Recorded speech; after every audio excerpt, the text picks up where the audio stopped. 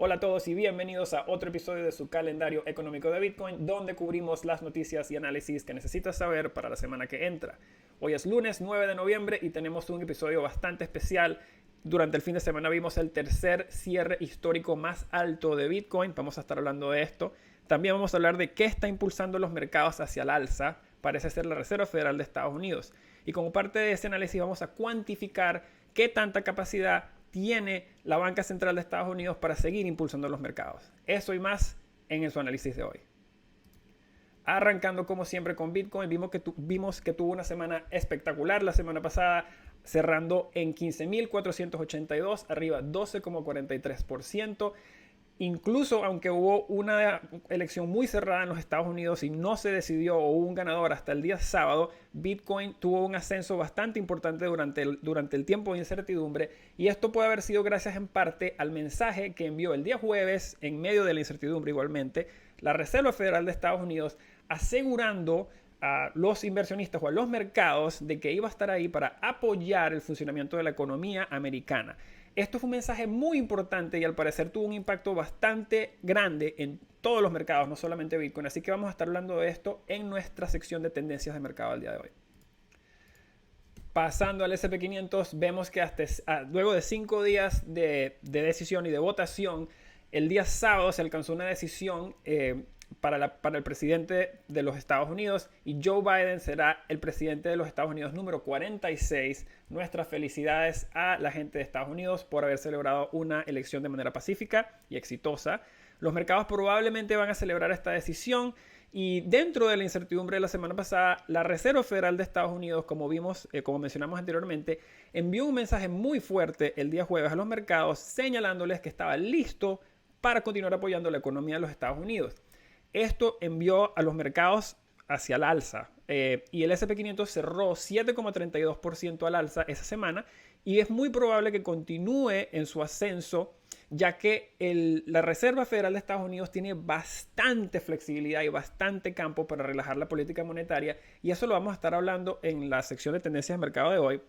También es importante acatar que Tom Lee, un analista de Fundstrat, había predecido un rally en el evento de incluso que no se alcanzara una decisión en los pocos días luego de las elecciones, y su razón para esa predicción era que él había observado que las reservas de efectivo entre los inversionistas de Estados Unidos habían estado en el alza de cara a las elecciones, lo cual quiere decir que los inversionistas se habían preparado para reinvertir esas posiciones de efectivo una vez hubiera más claridad, incluso si no hubiera claridad dentro de las elecciones, porque tenían ese capital parado y lo necesitaban colocar a trabajar de nuevo. Vamos a estar hablando de nuevo en más detalle acerca de cómo es esta dinámica de la Reserva Federal.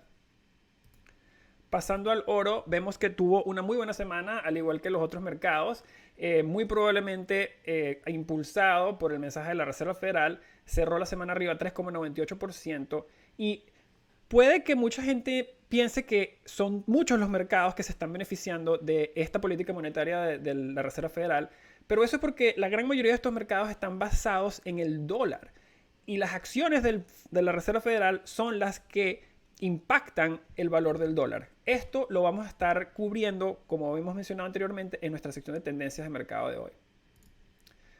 Pasando al índice de DeFi de FTX, vimos que tuvo una semana con muchos altibajos, luego de estar abajo significativamente hasta el día miércoles. El día jueves, no hay sorpresa aquí, al igual que la gran parte de los otros mercados, rebotó y cerró la semana arriba 19%. Dada la dimensión del reciente rally que ha habido en Bitcoin, no es ilógico pensar que mucho o poco de este capital especulativo encontrará su manera de llegar hacia las tokens de DeFi, y es posible que encuentren un poco de momentum. También otra noticia por separado importante fue que durante el fin de semana Vitalik Buterin envió 1.4 millones de Ether en expectativas de empezar a hacer staking para el lanzamiento de ETH 2.0, que es muy probablemente se lance, según los rumores, en este mes de diciembre. Así que los mantendremos al tanto de esos desarrollos, ya que pueden ser un catalizador para los mercados cripto en general. En nuestra sección de tendencias de mercado de esta semana vamos a estar hablando de el espacio o la capacidad que tiene la Reserva Federal de Estados Unidos. La semana pasada estábamos hablando de qué es este espacio fiscal que pueda tener un banco central o la capacidad que tenga un banco central de flexibilizar o relajar su política monetaria en base a sus métricas o los puntos de data que determinan como su efectividad.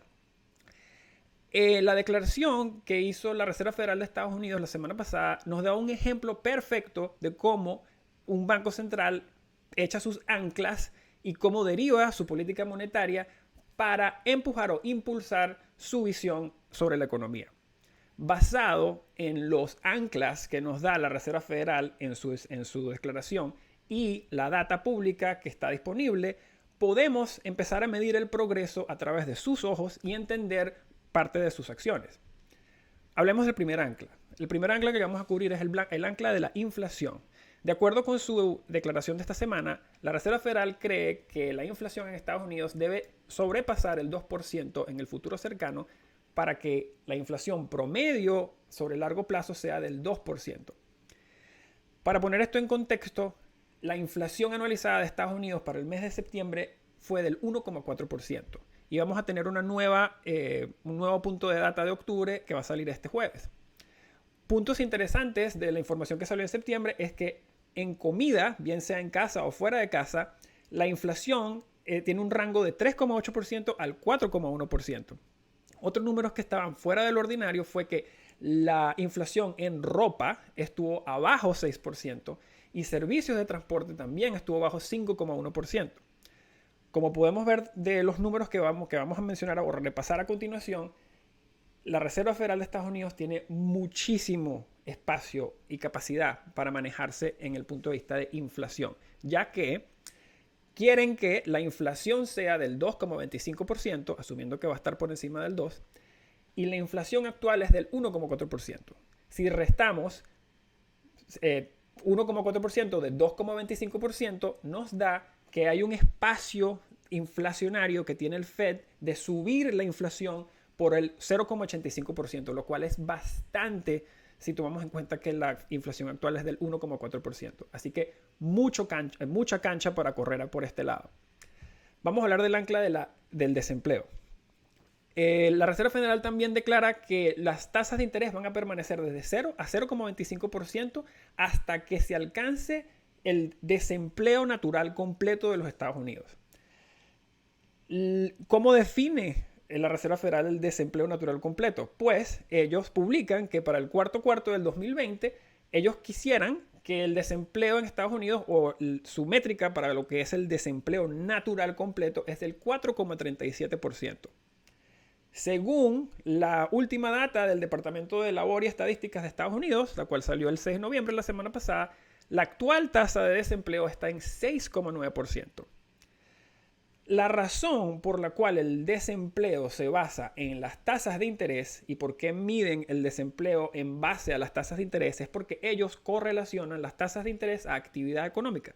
En tasas más bajas, las empresas solicitan más créditos y pueden poner a trabajar o emplear a más personas.